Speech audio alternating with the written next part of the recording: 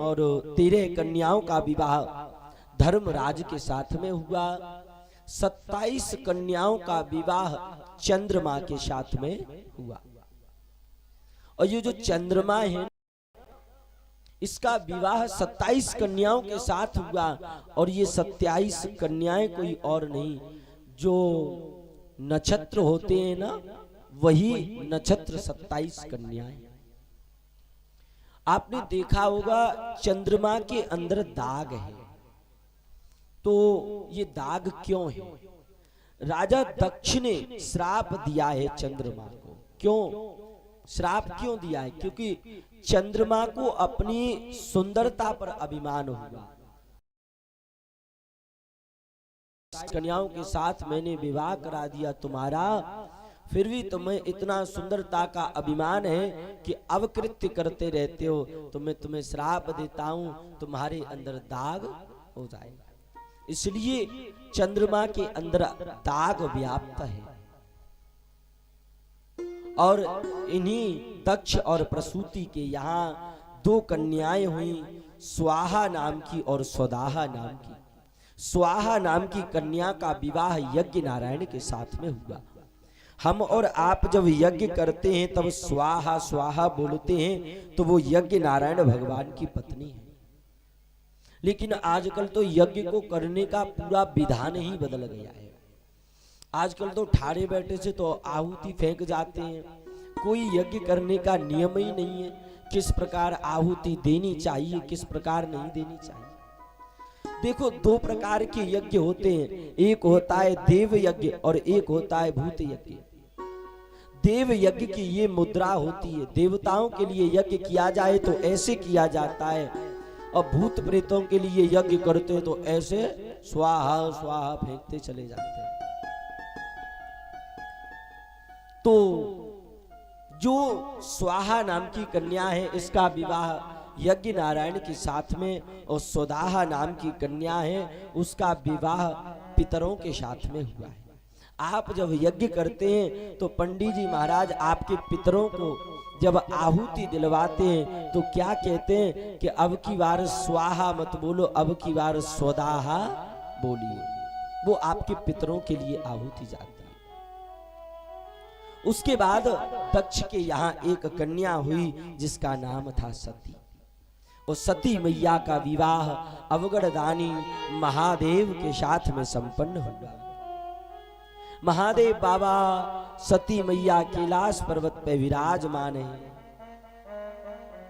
एक मन हुआ कि हम कहीं कथा सुनने के लिए जाएं, तो महादेव बाबा कथा सुनने के लिए जा रहे हैं। और कहां जा रहे हैं? अगस्त मुनि के पास। अच्छा, अगस्त मुनि का दूसरा नाम है एक कुंभज ऋषि। इनको कुंभज ऋषि क्यों कहते हैं? अगस्त ऋषि का जन्म कैसे हुआ और इनका नाम कुंभज ऋषि कैसे पड़ा? तो अगस्त ऋषि के जो पिताजी हैं उनका नाम है मित्रावरड ऋषि।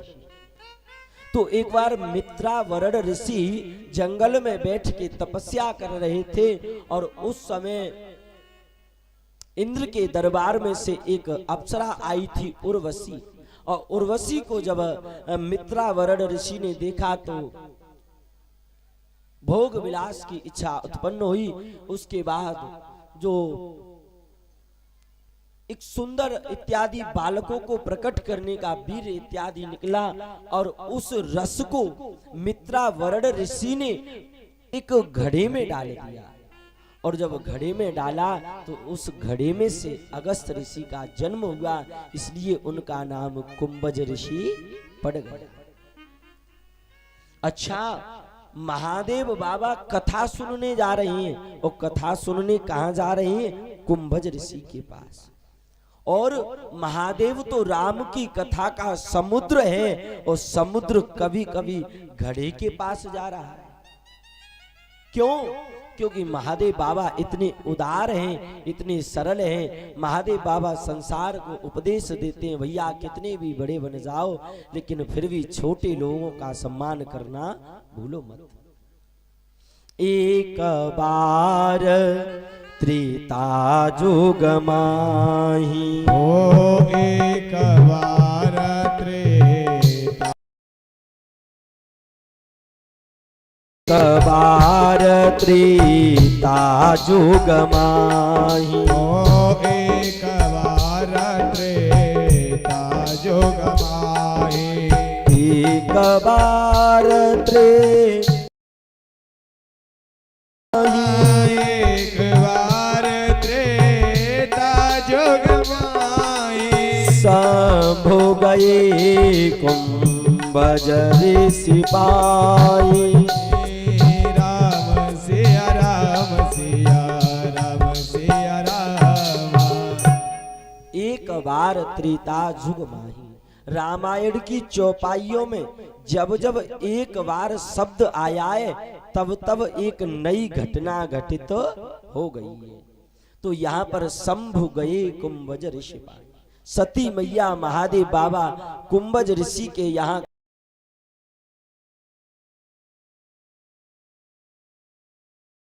परम सुख मान। अब राम कथा प्रारंभ हुई तो कुंभज ऋषि ने कथा को कहना प्रारंभ किया, लेकिन यहाँ सती मैया ने कथा को श्रवण नहीं किया। क्यों? सती मैया को संशय हो गया और जब सुन नहीं पाएगा। संग सती जग जननी भवानी। कथा प्रारंभ हुई, मैया सती को संशय हो गया तो महादेव ने तो कथा को श्रवण किया। सती मैया कथा नहीं सुन पाई। वापिस जब स्वर्ग में से आ रहे थे तो नीचे रामचंद्र जी लीला कर रहे हैं। और रामचंद्र जी कौन सी लीला कर रहे हैं? सीता जी के लिए राम जी रो रहे हैं। हे ख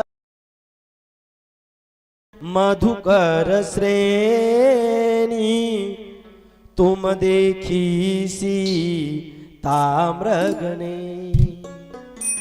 राम जी लताओं से, पताओं से, वृक्षों से सबसे पूछ रहे हैं, आपने सीता को देखा क्या? आपने सीता को देखा क्या?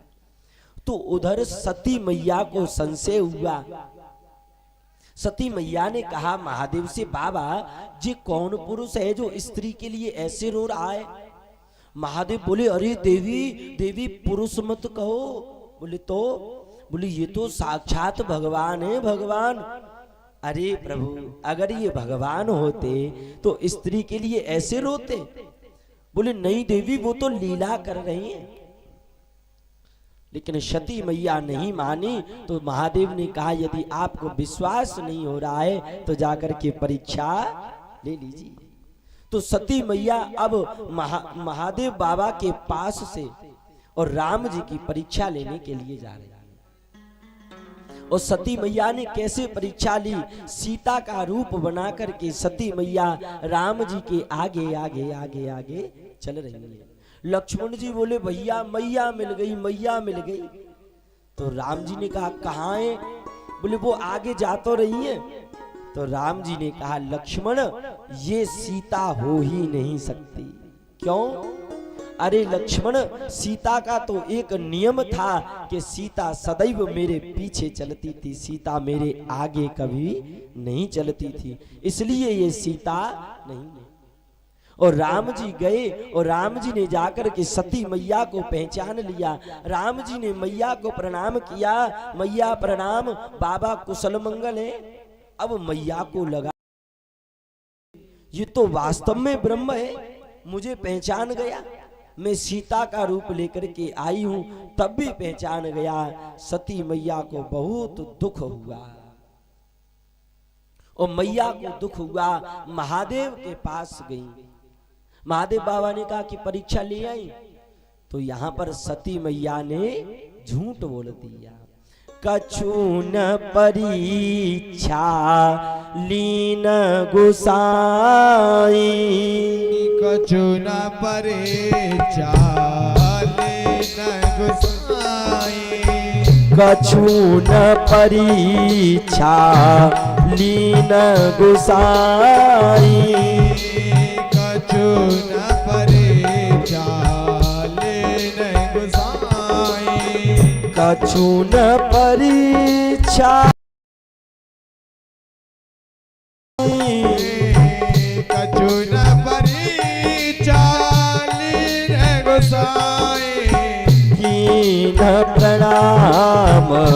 तुम्हारी ही नाई। के न प्रणाम तुम्हारे नाई। सती मैया ने क्या कहा, महादेव मैंने कोई भी परीक्षा नहीं ली है, तो बोले कीन प्रणाम तुम्हारी ही नाई, मैंने तो जाकर के राम को प्रणाम किया, लेकिन महादेव बाबा को विश्वास नहीं हुआ। यहाँ इतना समझाता रहा कि वो राम है, वो भगवान है, एक नहीं सुनी, और वहां जाकर के समझ गई। तब शंकर देखे धरि ध्याना, और सती जो कीन चरित सब जाना। महादेव बाबा ने नेत्र बंद किए, गया कि सती सीता का रूप लेकर के गई है। महादेव बाबा ने कहा, अरे सती तुमने ये बहुत बड़ी गलती कर दी। पहली बात तो तुमने मुझसे झूठ बोल दिया, और दूसरी बात तुम मेरी मैया का रूप बना करके गई। अरे तुम मेरी सीता मैया का रूप बना करके गई, और मैया तो मैया को तो मैं सदैव अपना आराध्य समझता हूँ। इसलिए सती अब ये शरीर तुम्हें मुझसे छोड़ना पड़ेगा, त्यागना पड़ेगा। तो सती मैया ने झूठ बोल दिया। सज्जनों, महादेव बाबा की आदत है, इनको झूठ पसंद नहीं है। और महादेव बाबा कोई नहीं, संसार में किसी को भी झूठ पसंद नहीं है। लेकिन क्या होता है, झूठ ही लेना, झूठ ही देना, और झूठ ही भोजन, झूठ चबेना। सब झूठ का आश्रय लेते हैं। इधर धीरे धीरे समय व्यतीत हुआ। दक्ष ने एक यज्ञ किया है, सभी देवी देवता यज्ञ में आए हैं, ब्राह्मण आए हैं, संत आए हैं, और सभी उस यज्ञ में बैठे हैं। और यज्ञ के बीच में जैसे ही दक्ष आया, तो सबने दक्ष का खड़े होकर के सम्मान किया। लेकिन 3 लोग,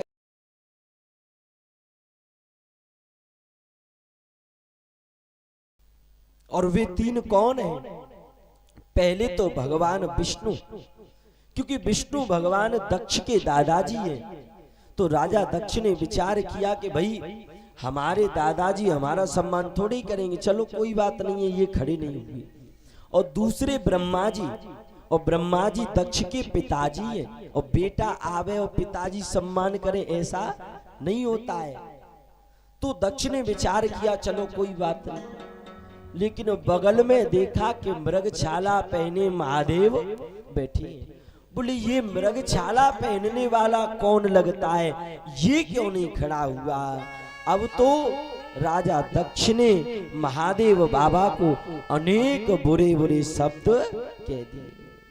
अरे मुंडों की माला लटकाता है, अरे शमशान घाट में रहता है, अरे भैया आदमियों के बीच में बैठेगा तो ये सम्मान लेना देना जानेगा। बहुत बुरे बुरे शब्द कहे। तो यहाँ पर नंदी विराजमान थे। नंदी को महादेव बाबा का अपमान सहन नहीं हुआ। नंदी भरी सभा में खड़े हो गए, श्राप दे दिया, दक्ष जिस मुख से तुम मेरे महादेव को बुरे बुरे शब्द कह रहे हो, मैं श्राप देता हूं कि ये तुम्हारा सिर कट जाए, बकरे का सिर हो जाए। तो नंदी ने श्राप दे दिया। इधर दक्ष का यज्ञ करवाने के लिए ब्राह्मण आए थे। ब्राह्मण खड़े हो गए, अच्छा नंदी, ससुर और जमाई की लड़ाई के बीच में तू क्यों बोला? हम श्राप देते हैं महादेव के जितने भी गण हैं सब चाटुकार हो जाएं। अब इधर से श्राप देवे और इधर से महादेव बाबा के गण श्राप दे दें, उधर से दक्ष के यहाँ आए हुए आगंतुक श्राप दे दें। और महादेव बाबा बैठे थे। बाबा ने सोचा कि ये सम्मान समारोह चल रहा है कि श्राप समारोह चल रहा है। तो महादेव बाबा वहां से सब कुछ छोड़ छाड़ करके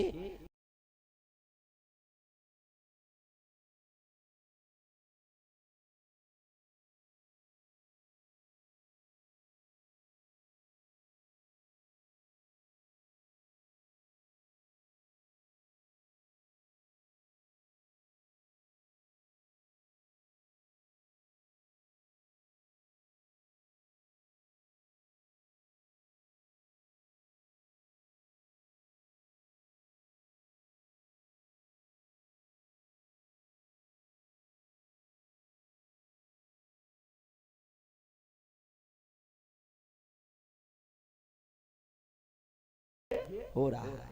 अच्छा, पिताजी के यहाँ यज्ञ हो रहा है, तब तो हम भी जावेंगी। महादेव ने मना कर दिया, देवी बिना बुलाए नहीं जाना चाहिए। क्यों? बिना बुलाए जाओगे तो अपमान पाओगे। तो यहाँ पर सती मैया ने कहा, महादेव आप ही तो कहते हो कि बिना बुलाए और पति पिता के यहाँ जाने में कोई संकोच नहीं। नहीं नहीं देवी, आपको पिता को निमंत्रण देना था, लेकिन निमंत्रण नहीं दिया है। तो यहाँ पर सती मैया ने जिद करी, महादेव ने मना किया, सती मैया नहीं मानी। तो महादेव ने नंदी को साथ में भेज दिया। सती मैया जैसे ही गई तो देखा कि कहीं भी सती मैया का और सम्मान नहीं है। पिता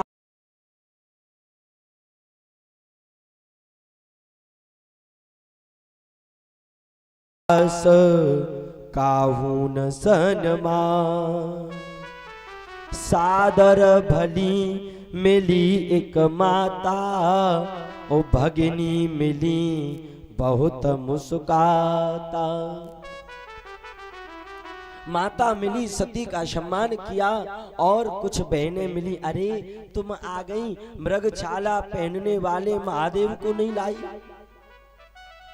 सती मैया से महादेव बाबा का अपमान नहीं देखा। सती मैया ने विचार किया, कोई बात नहीं, पिताजी ने अगर निमंत्रण नहीं भेजा है तो यज्ञ में स्थान तो जरूर होगा। मेरे महादेव के लिए यज्ञ में कहीं न कहीं आसन तो जरूर होगा। सती मैया ने जाकर के देखा, सती जाई देखे हो जब जागा, राम सिया राम सिया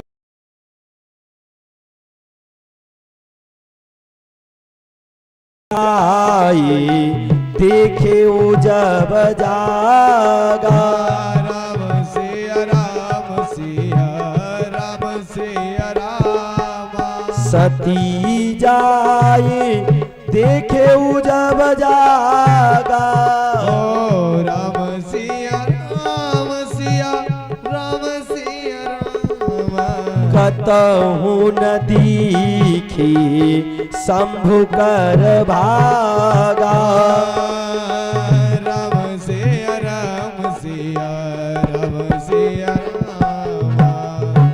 सती मैया ने जाकर के देखा कि मेरे महादेव के लिए अरे आसन तो जरूर होगा। महादेव का स्थान उत्तर की दिशा में होता है, और सती मैया ने उत्तर की आसन नहीं है। मैया सती को क्रोध आ गया, और मैया सती ने पिता दक्ष से कहा, पिताजी आपने उसका अपमान किया है जिसके अपमान के बिना, जिसके सम्मान के बिना कोई भी काम पूरा नहीं हो सकता। पिताजी आप महादेव के बिना यज्ञ को पूरा करना चाहते हो, ऐसा कभी नहीं हो सकता है। सभी देवता खड़े हो गए, ब्राह्मण खड़े हो गए, सब चौंकने लगे। सती मैया को भरी सभा में क्रोध आ रहा है, एक एक पर मैया क्रोध कर रही है, और सती मैया पिताजी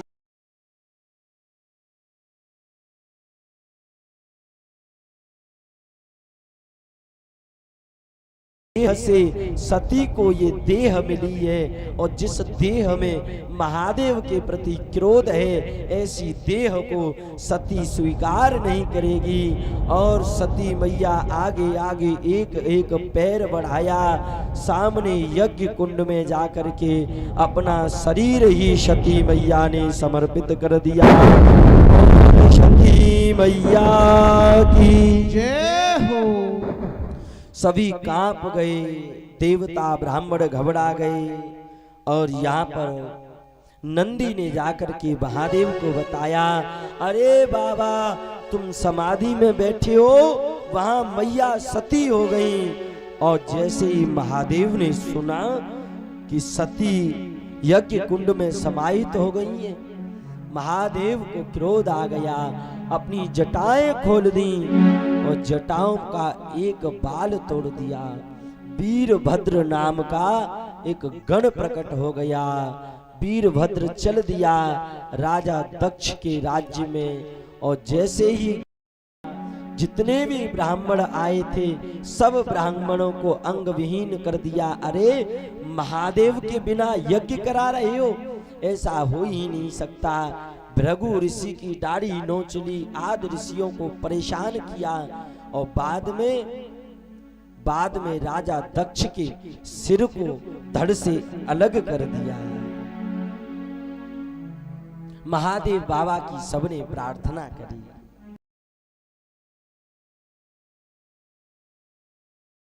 और जब राजा ही नहीं होगा तो प्रजा कैसे चलेगी।